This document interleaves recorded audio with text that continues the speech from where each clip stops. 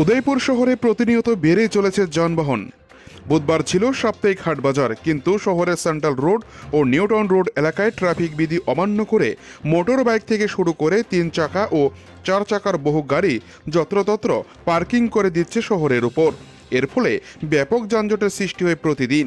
এ নিয়ে উদয়পুর ট্রাফিক দপ্তরের যানজট সংক্রান্ত বিষয় নিয়ে একের পর এক অভিযোগ জমা পড়তে থাকে।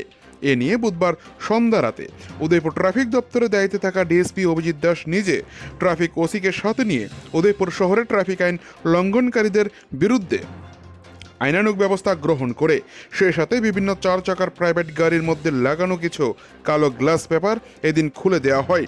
সেই সাথে জরিমানা করা হয় গাড়ি চালককে। উদয়পুর শহরে যেভাবে এদিন ট্রাফিক দপ্তর থেকে অভিযান চালানো হয়, তাতে করে শহরের যানজট মুহূর্তের মধ্যে ফাঁকা হয় গোটা রাস্তায়। প্রতিদিন এইভাবে ট্রাফিক অভিযান জারি থাকবে শহরের বুকে, জানিয়েছেন ট্রাফিক ডিএসপি অভিজিৎ দাস। উদয়পুর থেকে নিজস্ব প্রতিনিধির রিপোর্ট, টিভি 100 বাংলা। আমাদের রেগুলার অভিযান থাকে, তো আজকে স্পেশাল অভিযান হিসেবে সেন্ট্রাল রোড এবং নিউ টাউন রোডে আমরা বেরিয়েছি। এখানে বিভিন্ন illegal parking plus one way violation যেটা হচ্ছে সেটা রেজিস্ট্রি মূলত।